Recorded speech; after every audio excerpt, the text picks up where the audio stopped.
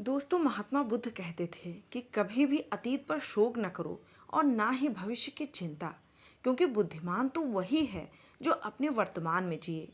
दोस्तों, एक बार अगर आप वर्तमान में जीना सीख लेते हैं तो आपको ना अतीत का शोक होता है और ना ही भविष्य की चिंता। दोस्तों, आज की कहानी हमें कुछ ऐसा ज्ञान देने वाली है जिसे पूरा सुनने के बाद आप अपने भूतकाल और भविष्यकाल को कहीं पीछे छोड़ वर्तमान में जीना सीख जाएंगे। दोस्तों, एक व्यक्ति अपने जीवन से बहुत दुखी था। वह एक पहाड़ की चट्टान पर बैठा रो रहा था। तभी वहां से एक बौद्ध भिक्षु जा रहे थे। अब उस व्यक्ति को रोता देख उसके पास गए और पूछा, क्या तुम यहाँ से कूदकर अपनी जान देने की सोच रहे हो? उस व्यक्ति ने कहा कि हाँ, आपने बिल्कुल सही जाना, पर इससे आपको क्या? ये मेरा जीवन है, मैं इसके साथ जैसा चाहूँ वैसा कर सकता हूँ। तब उन बौद्ध भिक्षु ने कहा कि अगर तुम्हें अपनी जान ही देनी है तो अभी तक बैठकर रो क्यों रहे हो? ऐसा सुन वह व्यक्ति थोड़ा क्रोधित हुआ और बोला कि महाराज, मैं जो करने आया हूँ वो तो करूँगा ही। आपको इसमें दखलंदाजी करने की कोई ज़रूरत नहीं है। इतना ही कहकर वह फूट फूट कर रोने लगा। तब बौद्ध भिक्षु ने उससे कहा कि अच्छा, तुम ये बताओ कि क्या तुम सब छोड़ आए हो? तब वह व्यक्ति बोला कि हे गुरुदेव, मैं सब छोड़ आया हूँ, मेरे पास अब कुछ भी नहीं, तो ऐसे में मैं जीकर क्या करूँगा? तब बौद्ध भिक्षु ने कहा कि अगर ऐसा है तो तुम ये बोझ अपने ऊपर क्यों ढो रहे हो? तब उस व्यक्ति ने आश्चर्य से पूछा कि गुरुवर, मैं कौन सा बोझ ढो रहा हूँ, मेरे तो दोनों हाथ खाली हैं। तब बौद्ध भिक्षु ने कहा कि तुम आए तो हो दुनिया को छोड़ने और यहाँ फूट फूट कर रो रहे हो। एक खाली इंसान कभी ऐसा नहीं करता। ये सुन वो व्यक्ति और क्रोधित हो उठा और बोला, आपको इससे क्या मतलब? तब उन बौद्ध भिक्षु ने कहा कि तुमने कभी अपने अंदर झांकने की कोशिश की कि तुमने कितना बोझ उठाया हुआ है? अपने बोझ को अपने सिर से उतार कर हल्के हो जाओ। बौद्ध भिक्षु की ऐसी बातों को सुन वह व्यक्ति उनके चरणों में गिर पड़ा और हाथ जोड़कर कहा, गुरुवर, आज तक मुझे कोई नहीं समझ पाया, पर आपने तो मेरे मन की बात सुन ली। गुरुवर, क्या आप मेरी समस्या का समाधान कर सकते हैं? तब बौद्ध भिक्षु ने कहा, कहाँ है समस्या? उस व्यक्ति ने कहा, मेरे घर पर। तब उन बौद्ध भिक्षु ने कहा कि समस्या तुम्हारे घर पर नहीं बल्कि तुम्हारे भीतर है और उसका समाधान तुम्हें करना है। और अगर समस्या तुम्हारे घर पर है तो तुम यहाँ क्या कर रहे हो? और तुम तो कह रहे थे कि तुमने अपना सब कुछ पीछे छोड़ दिया, तो तुम्हारी समस्या भी वहीं छूट गई। तब तुम इतना परेशान क्यों हो रहे हो? तब वह व्यक्ति बोला, हाँ गुरुवर, समस्या तो मुझ में है। मेरे सारे काम बिगड़ जाते हैं, मेरी तो किस्मत ही खराब है। तब उन बौद्ध भिक्षु ने कहा कि अच्छा, क्या खराब है तुम्हारी किस्मत में? तब वह व्यक्ति बोला, गुरुवर, मैंने अपने परिवार से धन लेकर व्यापार शुरू किया, किंतु मेरा व्यापार नहीं चल सका। इससे मेरे घर वाले भी मुझसे नाराज हो गए। और मेरा एक मित्र है, उसका व्यापार बहुत अच्छा चल रहा है। वह मेरे घर आकर मेरे घर वालों से कहता है कि देखो, मैंने इतना मेहनत करके अपना व्यापार इतना बढ़ाया है, जिसे सुन मेरे घर वाले भी मुझे ताने मारते हैं और मेरी तो ये हालत है कि मेरा घर भी गिरवी पड़ा है। तो अब मैं क्या करूं? तब वो बौद्ध भिक्षु बोले, अच्छा, तुम ये बताओ कि तुम्हारा मित्र तुम्हारे घर क्यों आता था? उस व्यक्ति ने कहा, हाँ, मुझे पता है, वो मुझे मेरे घर वालों के सामने नीचा दिखाने के लिए आता था।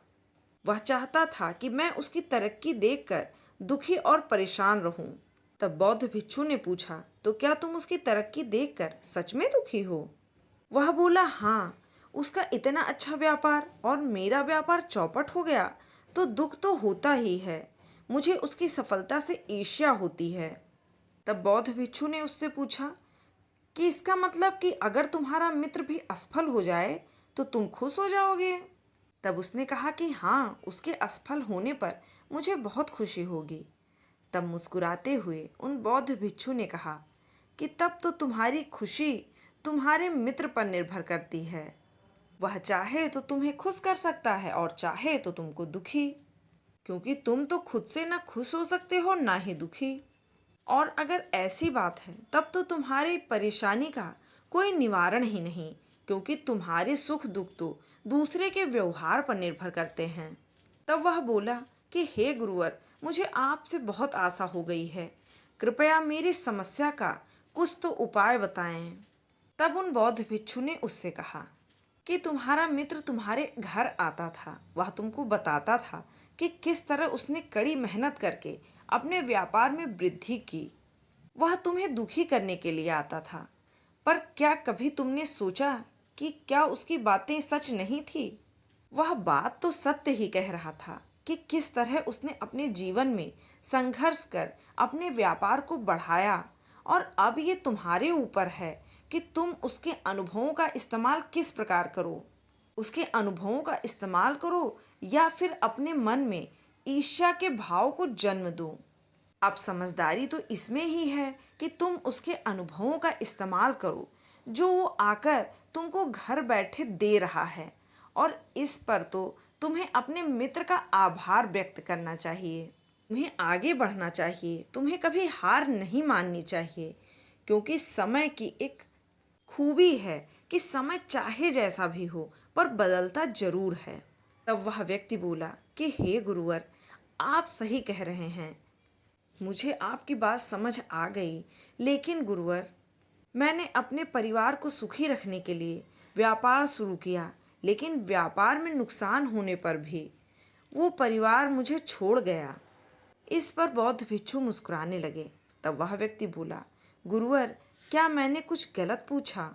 उन बौद्ध भिक्षु ने कहा कि नहीं, हर व्यक्ति यही चाहता है कि उसकी गलती पर कोई सत्तावना दे और उसके कार्य की प्रशंसा करे, और जब ऐसा नहीं होता है तो उसे अंदर ही अंदर दुख होने लगता है और लगता है कि सब मतलबी हैं। लेकिन अगर तुम किसी को अपना परिवार मानते हो और अपने परिवार के लिए कुछ करना चाहते हो, तो तुम्हें ये क्यों लगता है कि तुम दूसरों के लिए कुछ कर रहे हो? तुम तो अपने लिए ही कर रहे हो ना। जब तुम्हें ये लगेगा तो तुम अपने लिए कर रहे हो, तब तुमको एक अजीब सी खुशी मिलेगी और तुम हमेशा खुश रहोगे। तब वह व्यक्ति बोला कि हाँ गुरुवर, मुझे आपकी बात समझ में आ गई। अब तक मेरी किस्मत की डोर दूसरों के हाथों में थी, लेकिन अब मैं अपनी किस्मत की डोर अपने हाथों में रखूंगा और कभी हार नहीं मानूंगा। आगे वह व्यक्ति उन बौद्ध भिक्षु से कहता है कि गुरुवर, क्या आप मुझे कुछ दे सकते हैं जो मेरे सबसे बुरे वक्त में मेरे काम आए?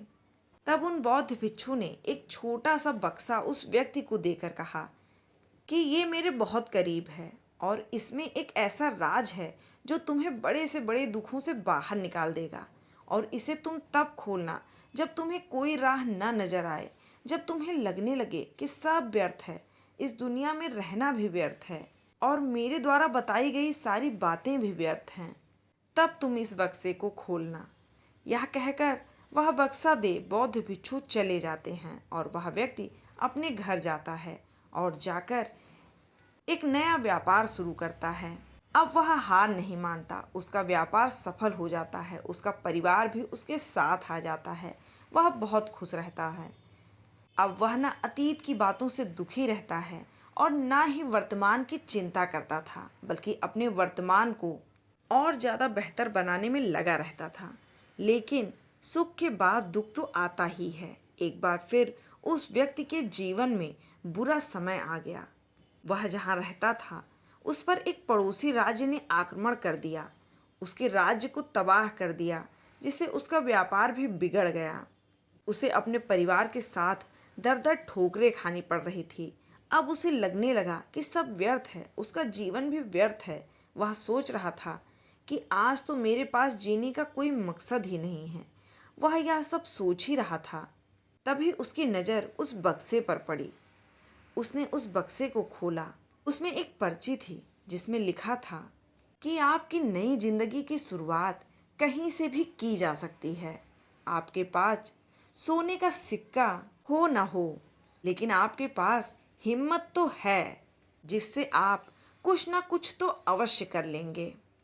अब ये पढ़कर उस व्यक्ति में एक बार फिर आशा की लहर दौड़ पड़ी और वह अपने जीवन की एक नई शुरुआत के लिए फिर से मेहनत करने लगा। तो दोस्तों, आशा है इस कहानी से आपने कुछ ना कुछ अच्छा ज़रूर सीखा होगा। और अगर आपको ये कहानी अच्छी लगी हो तो प्लीज़ वीडियो को लाइक करें, शेयर करें और चैनल को सब्सक्राइब ज़रूर करें। और वीडियो देखने के लिए आपका बहुत बहुत धन्यवाद।